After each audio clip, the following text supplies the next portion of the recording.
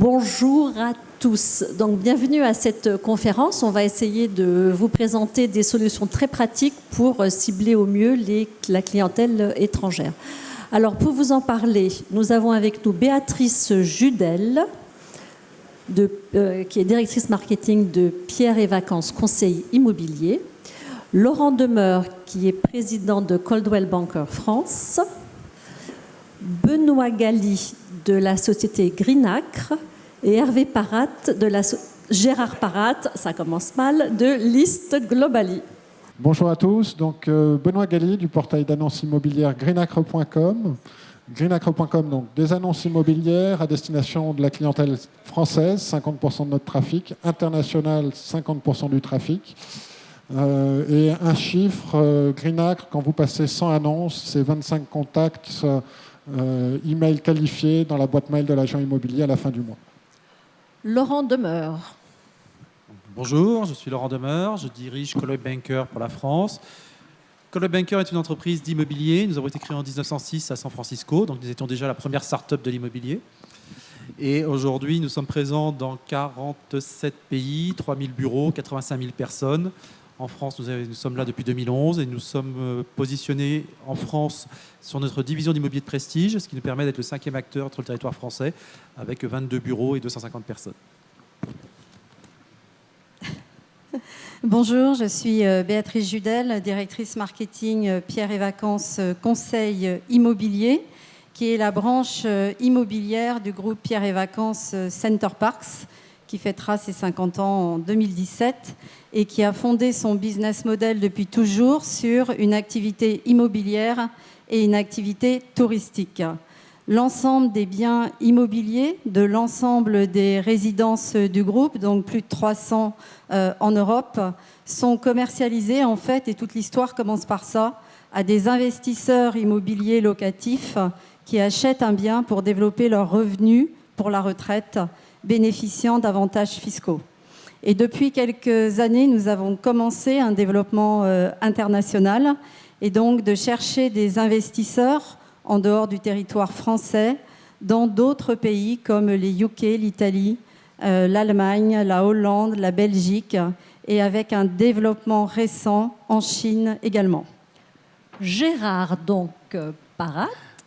Oui, Gérard Parat, donc je suis le directeur de List Globally. List Globally, ça permet à toutes les agences du monde entier de diffuser leurs annonces sur plus de 150 portails dans le monde entier, et ce qui représente environ 60 pays. On travaille avec tous les portails majeurs. Par exemple, on travaille avec Zoopla, Rightmove, aussi Realtor.com aux États-Unis, Fang en Chine.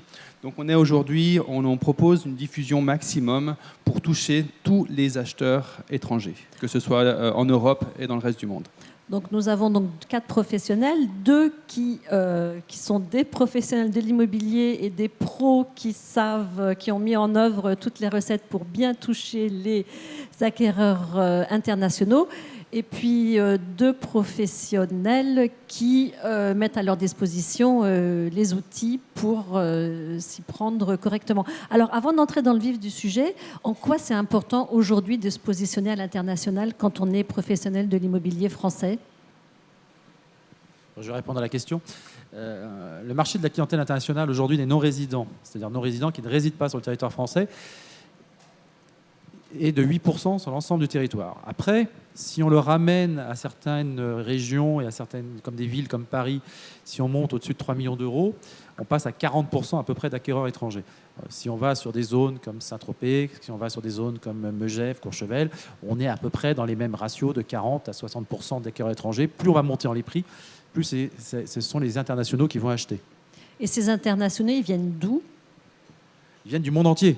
Aujourd'hui, la seule certitude que l'on ait quand on cherche un acheteur dans l'immobilier, c'est qu'il peut venir du même immeuble comme de l'autre bout de la planète. C'est la seule certitude qu'on ait avant de commencer à travailler. Selon des chiffres récents publiés par les notaires, près de 30% des acquéreurs étrangers qui achètent en France sont britanniques. Vous expérimentez ça, vous, tous les jours dans vos réseaux ? Béatrice ?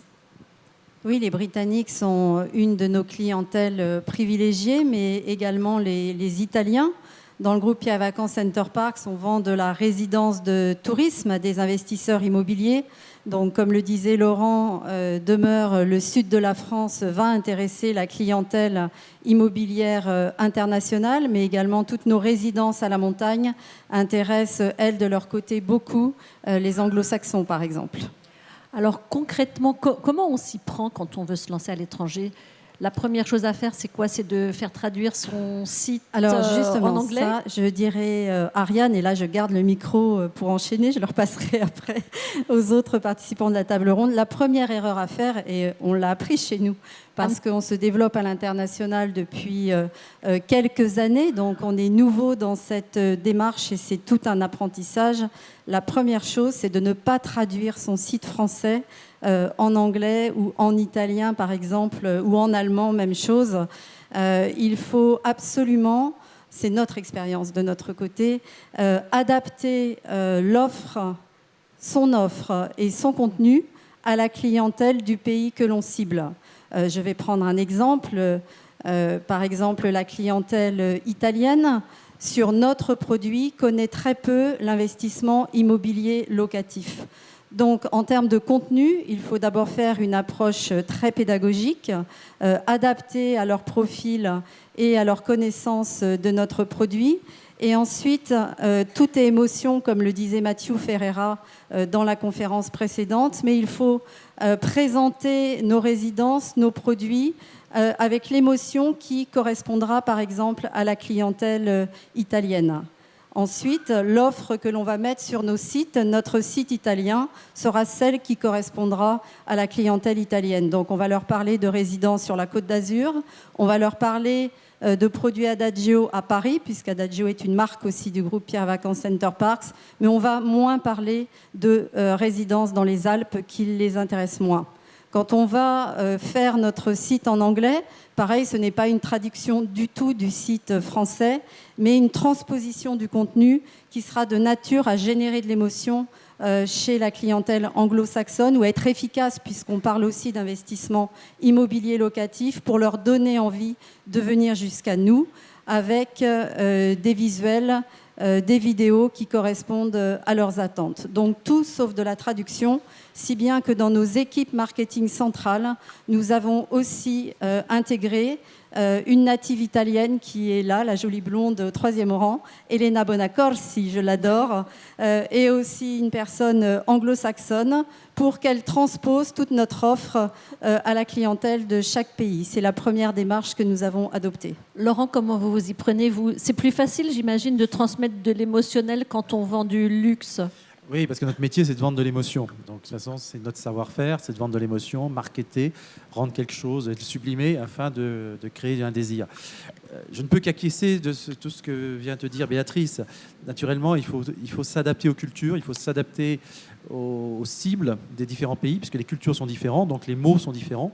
Et il ne faut pas faire de la traduction pure, bête et méchante.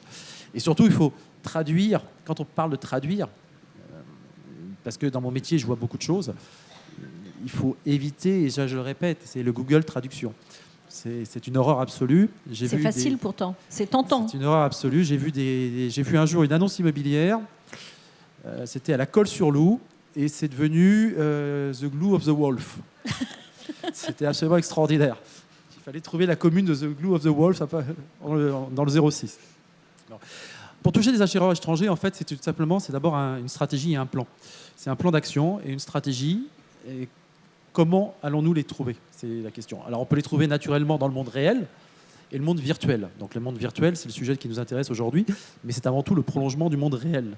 Et après, on peut les toucher de manière directe ou de manière indirecte. Quand je dis direct ou indirect, c'est qu'on peut utiliser des portails, des outils mis à notre disposition, dont nous avons deux éminents représentants ici qui vont nous en parler, où on peut les gérer de manière indirecte en créant du réseau, en créant du personal branding sur le web. On va en parler après. Pour créer du contact indirect par un système de referral. Voilà. Alors sur les portails immobiliers que vous représentez, comment vous appréhendez la question ? Alors déjà, pour rebondir sur votre premier chiffre tout à l'heure, 30%, chez Greenacre, la clientèle internationale, c'est actuellement britannique, c'est 24% du trafic.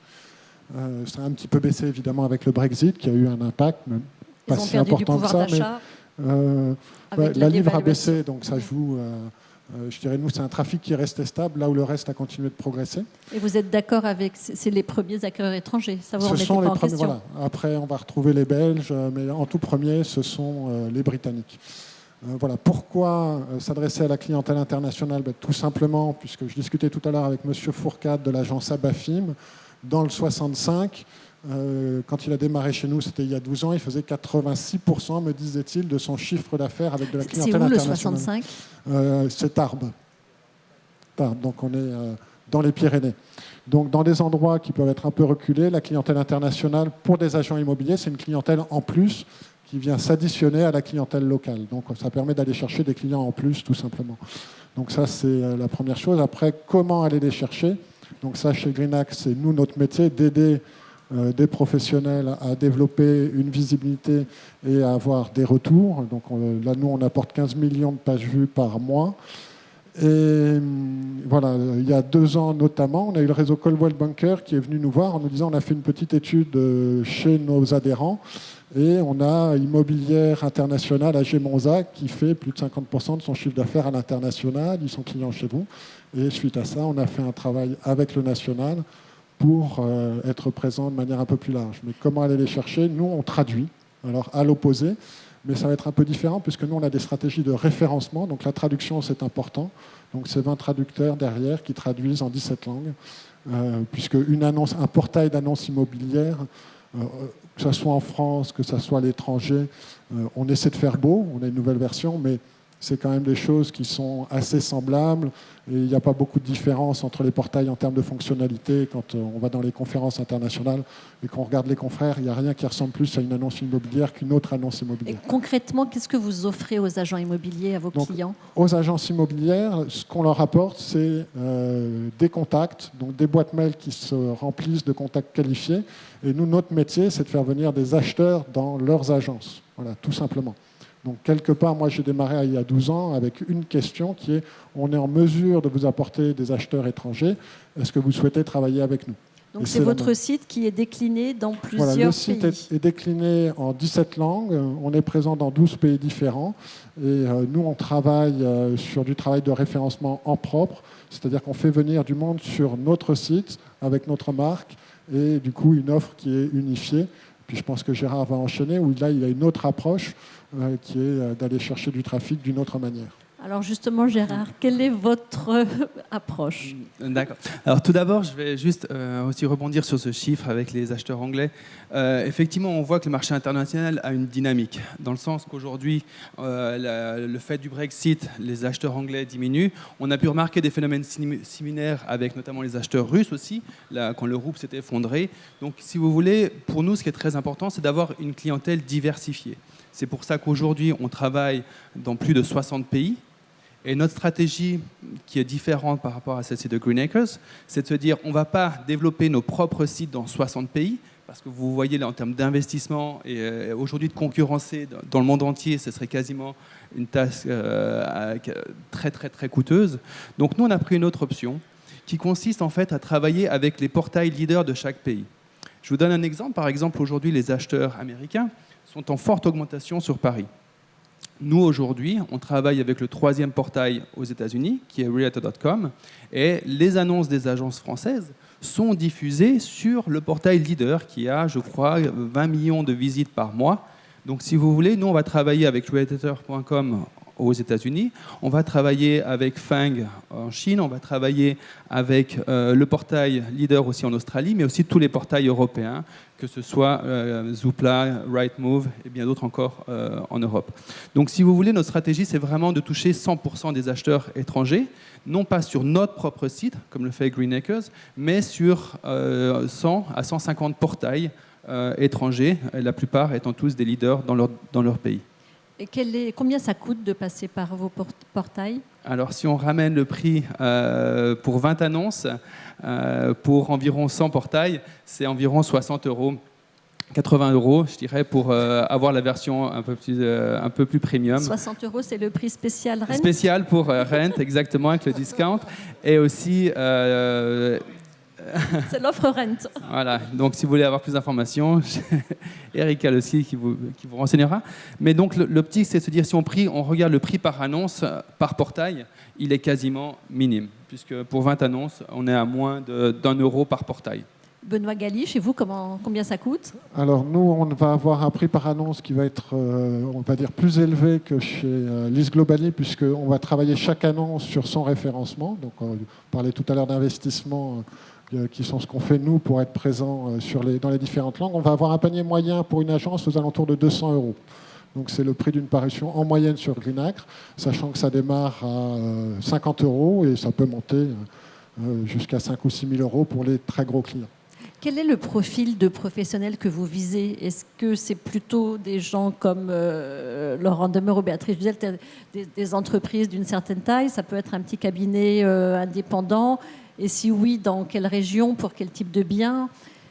Alors, chez Greenacre, on travaille essentiellement, enfin pour une bonne part, avec des agents immobiliers indépendants, puisque au départ, pour les toucher, n'ayant pas une marque avec une grande notoriété, c'est de la prospection. Et derrière, il faut livrer du trafic. Donc c'est là où un agent immobilier indépendant va être très sensible à la qualité du service rendu. Et puis progressivement, on développe notre notoriété. C'est pour ça qu'on est ici, qu'on a une présence sur Rent assez importante par rapport à la taille de notre entreprise, pour développer la notoriété et pouvoir du coup aller toucher des responsables marketing de gros réseaux.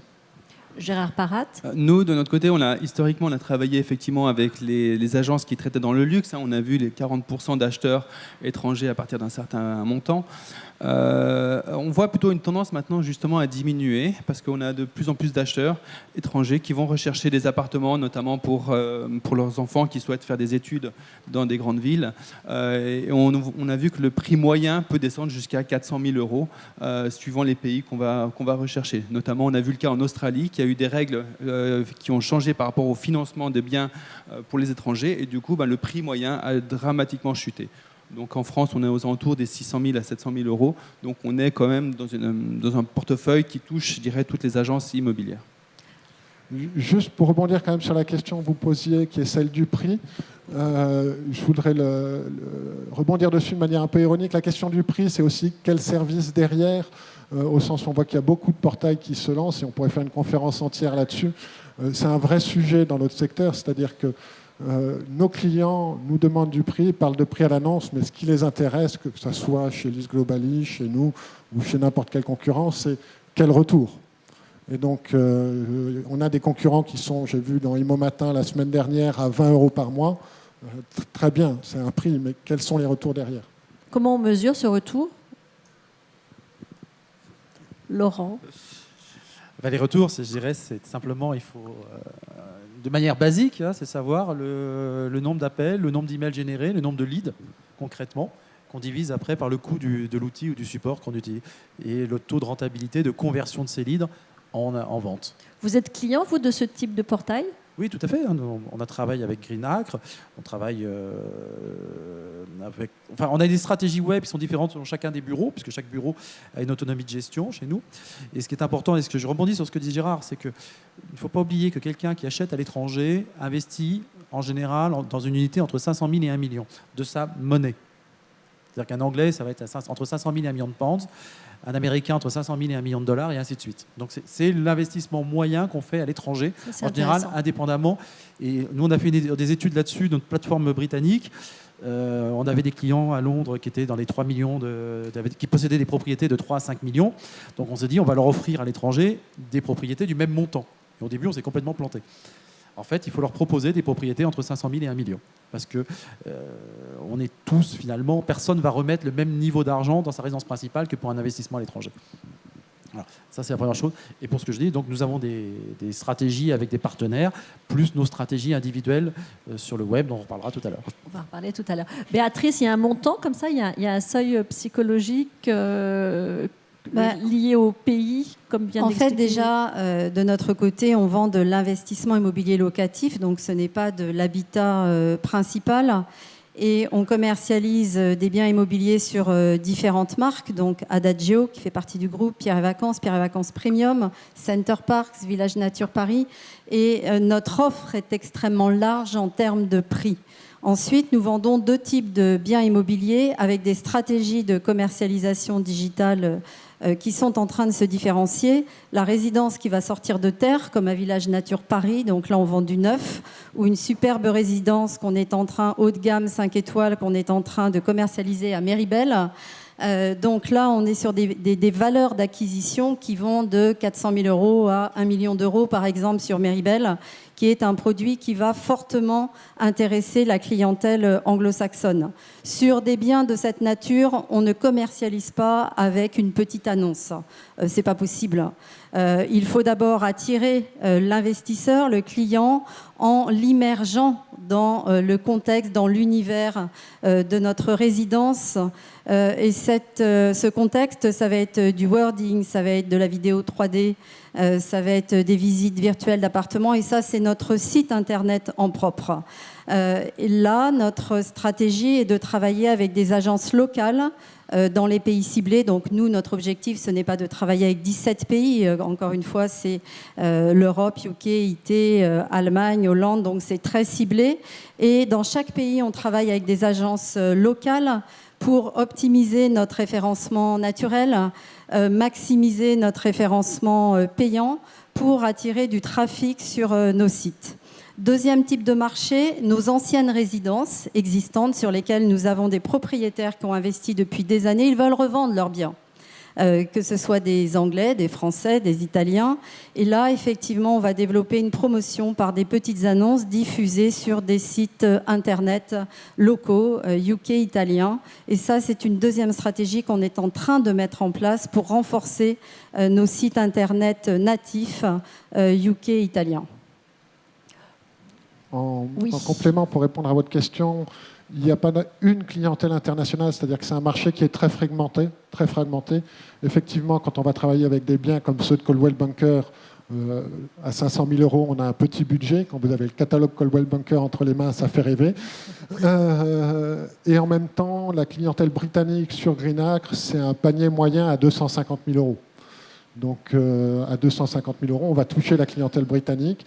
Et même si vous êtes dans la Creuse, sur des biens à 70 000, à 80 000 euros, vous allez avoir la demande et même vous allez en avoir beaucoup. Voilà. Après, elle va être un peu moins qualifiée, puisque quand on génère du lead sur un bien à 1 million d'euros, évidemment, on en génère moins, mais mieux qualifié que sur de la maisonnette ou de la grange à 30 ou 40 ou 50 000 euros. Sur une chose, c'est que 500 000 euros, effectivement, c'est souvent une entrée de gamme chez nous, mais ce n'est pas un petit client, c'est un client comme tous les autres, que nous savons traiter avec la même chaîne de qualité.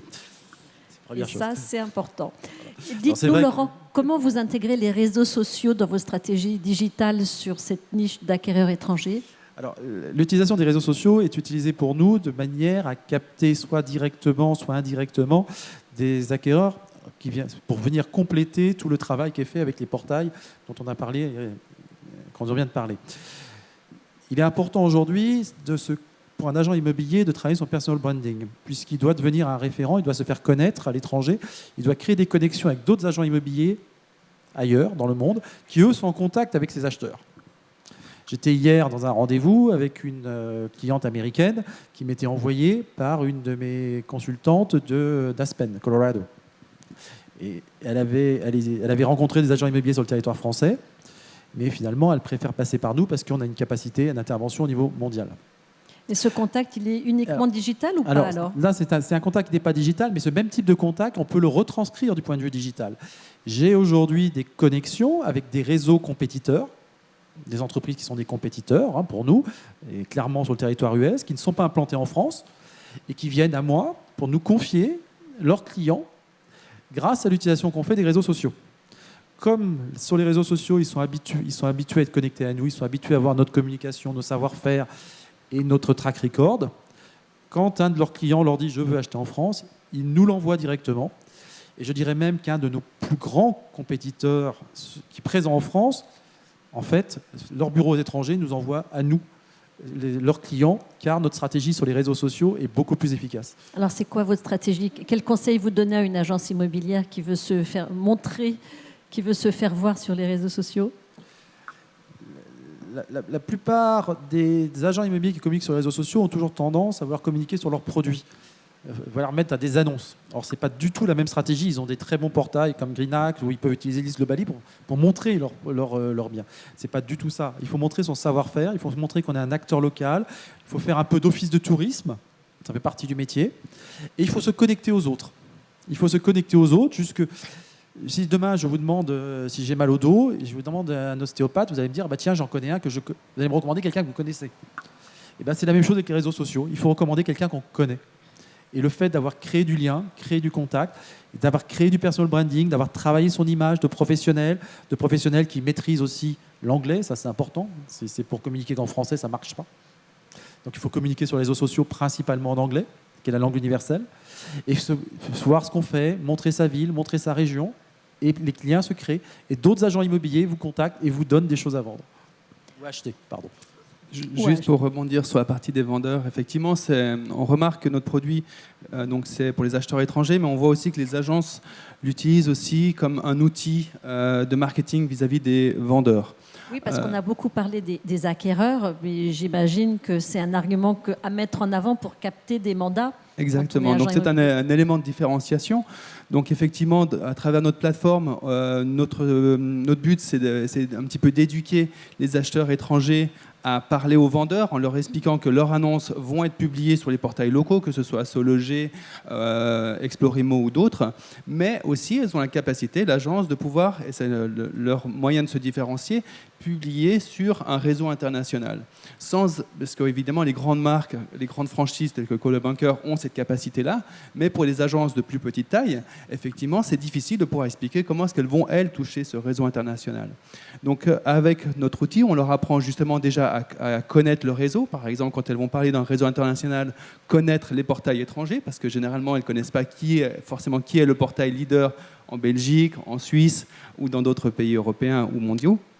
Donc on va déjà les éduquer là-dessus, et après ça, l'agence va pouvoir aller communiquer aussi avec son vendeur pour lui expliquer, si vous me donnez votre maison à vendre, je vais pouvoir la diffuser sur les réseaux nationaux et sur un réseau international. Et ça a une valeur, je dirais, pour l'agence immobilière, c'est plus un produit marketing, et aujourd'hui, on voit que c'est une deuxième utilisation de notre système international. C'est un argument de prise de mandat. Exactement. Béatrice, avec vous, on va revenir sur votre stratégie digitale, parce que vous êtes une pro des réseaux sociaux et vous déployez une stratégie un peu originale. Racontez-nous un petit peu. Côté PVCI, on est très présent sur les médias sociaux. Depuis hier, d'ailleurs, je suis Laurent Demeure et je suis contente de faire sa connaissance aujourd'hui, un nouvel ami sur Twitter. Et les médias sociaux permettent justement chaque jour de développer la visibilité de sa marque. De notre côté, nous avons adopté une stratégie d'ambassadeur de marque, que ce soit sur la France, que ce soit sur les UK, que ce soit sur l'Italie, que ce soit sur l'Allemagne, et on a la transposition en Chine sur des médias sociaux différents. Cette communication d'ambassadeur de marque nous permet de développer notre visibilité, notre expertise, comme le disait Laurent, notre savoir-faire, d'avoir une communication transparente et d'inspirer confiance, que ce soit en France ou UK, Italie ou autres pays. Car quand on cherche des investisseurs immobiliers locatifs qui probablement vont faire ça une fois dans leur vie, 2 fois dans leur vie, vont mettre 500 000 euros sur la table ou 300 000 ou 600 000, ils ont besoin qu'on les rassure et de pouvoir accéder directement à nous. Qu'est-ce que c'est une stratégie d'ambassadeur de marque ? Une stratégie d'ambassadeur de marque, c'est complémentaire d'une communication à travers un compte de marque sur les médias sociaux. C'est-à-dire que si vous allez sur LinkedIn, Twitter, Facebook, Instagram, vous allez voir par exemple, je vais prendre Twitter, @bjudel, c'est mon compte d'ambassadrice de marque. Je suis une des premières dans l'entreprise, mais tous mes collaborateurs qui sont là sont aussi ambassadeurs de marque sur Twitter, avec leurs propres photos, leur propre personal branding, où dans notre profil, nous affichons en clair l'entreprise pour laquelle nous travaillons, notre métier, notre référence de site internet, bien sûr, et ça permet en fait de rendre plus puissante la communication de l'entreprise. Aujourd'hui, les ambassadeurs de marque de Pierre Vacances Conseil Immobilier, à eux tous, rassemblent derrière eux 60 000 followers sur Twitter, en ne parlant que de Twitter, avec une communauté pour laquelle nous ne cherchons pas seulement la quantité, mais d'engager cette communauté, d'échanger avec notre communauté pour donner envie à cette communauté de faire connaissance avec notre entreprise, notre expertise, notre valeur ajoutée, qu'il s'agisse de potentiels derrière prospects, de potentiels partenaires, puisque par exemple Laurent est un partenaire de Pierre et Vacances Conseil Immobilier. Je lui parlais tout à l'heure de notre résidence haut de gamme à Méribel. Ça résonne tout de suite dans son esprit pour aller me trouver des investisseurs anglo-saxons, par exemple.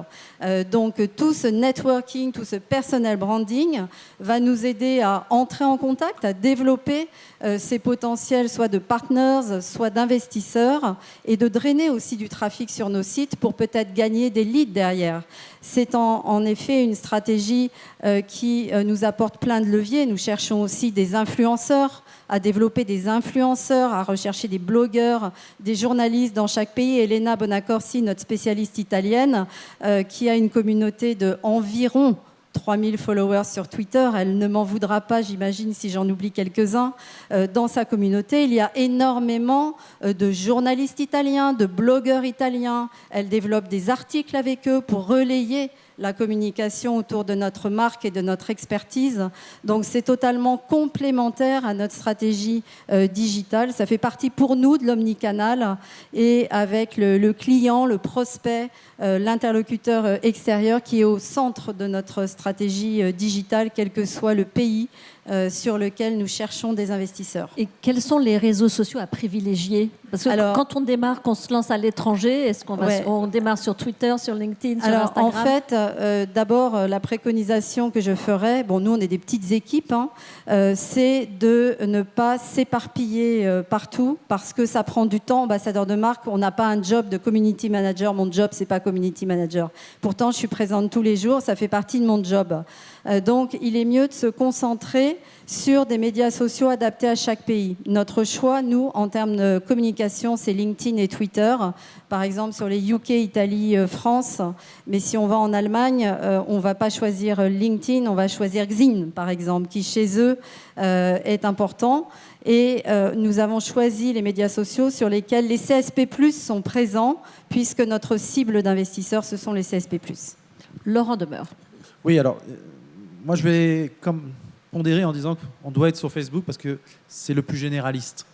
Et c'est le meilleur moyen de commencer quand on ne connaît pas, c'est de débuter avec Facebook. Tout le monde est sur Facebook aujourd'hui, les grands-parents pourraient être en contact avec les petits-enfants. Donc globalement, c'est là où il faut être au début pour apprendre. C'est ce qui est le plus facile pour apprendre. Twitter, c'est pas encore has-been. Non. Twitter, c'est un petit peu plus compliqué. Ce n'est pas le premier sur lequel je conseillerais d'aller. Instagram, c'est celui qu'on utilise le plus aujourd'hui pour toucher de la clientèle CSP++, qui vient de plus en plus sur Instagram aujourd'hui. Mais surtout sur les réseaux sociaux, sur lesquels je voudrais attirer le point. Pour nous, être ambassadeur de la marque, c'est le travail de chaque commercial. Chaque commercial, son job, c'est d'être un ambassadeur de la marque. Et il doit consacrer idéalement 1 heure par jour à l'animation de ses réseaux sociaux et de son personal branding. Alors, ce n'est pas 1 heure dans la journée, c'est 10 minutes le matin. Ça, c'est la recommandation que vous donnez à vos équipes? C'est la recommandation. On a un manuel d'utilisation des réseaux sociaux chez nous qui a été écrit il y a 5 ans déjà. Et donc, c'était une des toutes premières marques. Il est encore à jour? Qui a été remise à jour, naturellement. Et donc, ça fait vraiment partie de ce job. Surtout, ce qui est important, c'est que beaucoup de Français ont du mal avec les réseaux sociaux. C'est ce qu'on constate. Et surtout, pensent que c'est des forums où on peut s'exprimer. On n'est pas là pour s'exprimer, on est là pour communiquer, ce qui n'est pas du tout la même chose. On communique sur ce que l'on veut que les personnes voient et nous identifient comme professionnels de l'immobilier, spécialistes d'un segment, d'un marché, de clientèle française, étrangère, peu importe son segment. Mais c'est de la communication et du marketing. C'est pas pour... Ou alors, si on veut, dans ce cas-là, il faut ouvrir un compte privé complètement occulte que personne ne peut trouver. Si c'est pour expliquer ce qu'on a fait ce week-end ou avec des copains. Voilà, donc c'est avant tout, c'est une stratégie de communication. C'est pas s'exprimer sur le débat politique d'hier soir, de savoir qui a... Oui, on n'est pas là pour donner son avis. Anglais. On n'est pas là pour donner son avis. On est là pour faire de la communication avant tout et créer des ambassadeurs. Et ce que disait Béatrice, il y a aussi des personnes qui nous disent du bien deux réseaux et qu'on ne connaît même pas et qui propagent qui continuent à alimenter, à créer du bien, à dire du bien et qui sont des véritables aficionados de la marque. Gérard Parat, vous voulez Ouais, ajouter quelque chose? Oui, juste complémenter un petit peu. Je suis très impressionné par ce que vous faites, tout d'abord. Je trouve que c'est le state of the art. C'est vraiment C'est effectivement du boulot. impressionnant. C'est beaucoup de travail, c'est beaucoup d'investissement aussi pour créer ça.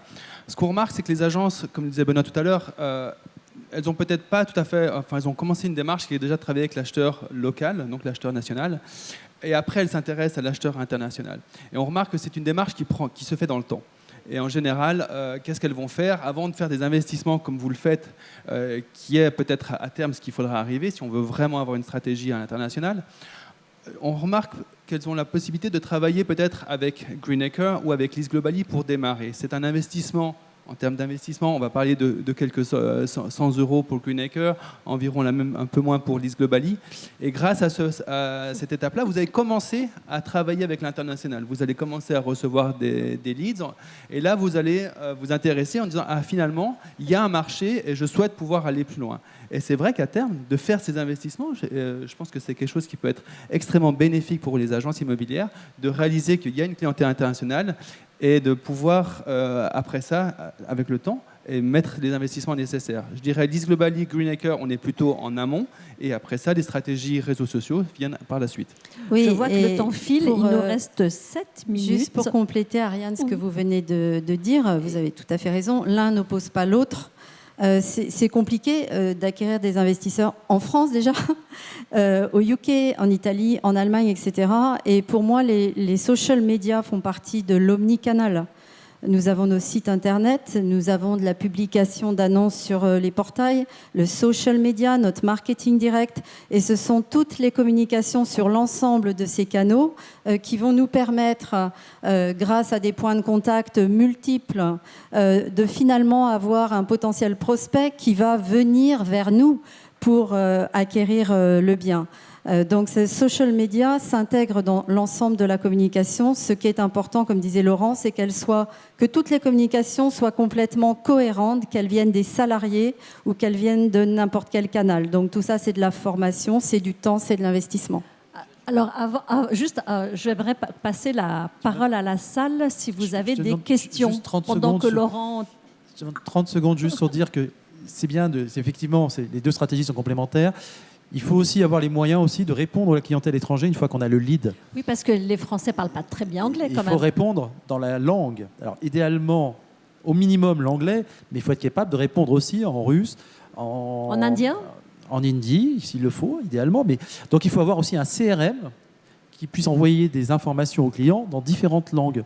Et ça, c'est aussi un investissement qui doit venir dans la chaîne. Oui, voilà. Et effectivement, on ne se lance pas à l'international si on n'a pas l'ensemble de sa chaîne sur un pays qui est capable de traiter le lead du début jusqu'à la fin. Chez nous, c'est un téléconseil international et c'est des équipes commerciales locales, italiennes par exemple, qui vont récupérer notre contact, donc le rendez-vous pris, pour l'adresser en italien, avec derrière toute une chaîne en italien, les contrats de réservation, etc. Alors, est-ce que vous avez des questions ?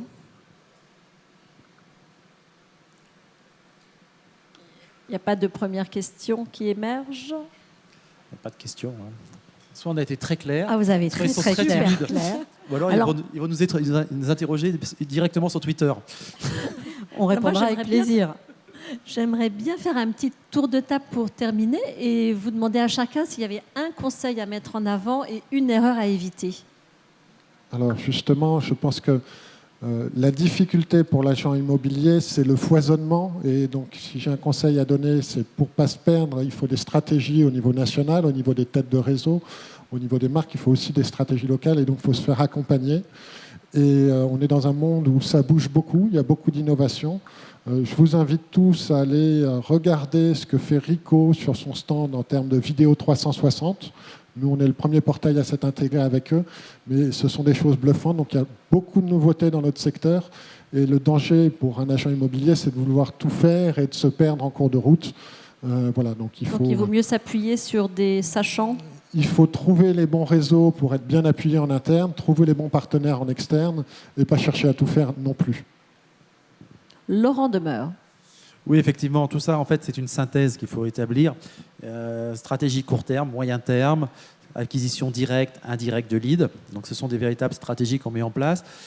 L'évolution aujourd'hui est énorme. Je me souviendrai toujours, moi, d'un débat aux États-Unis, à Las Vegas, entre Matthew, qui est dans la salle, et Mike Ferry. L'un disait il faut des stratégies, réseaux sociaux, et l'autre répondait mais moi, je veux faire du business aujourd'hui, pas demain.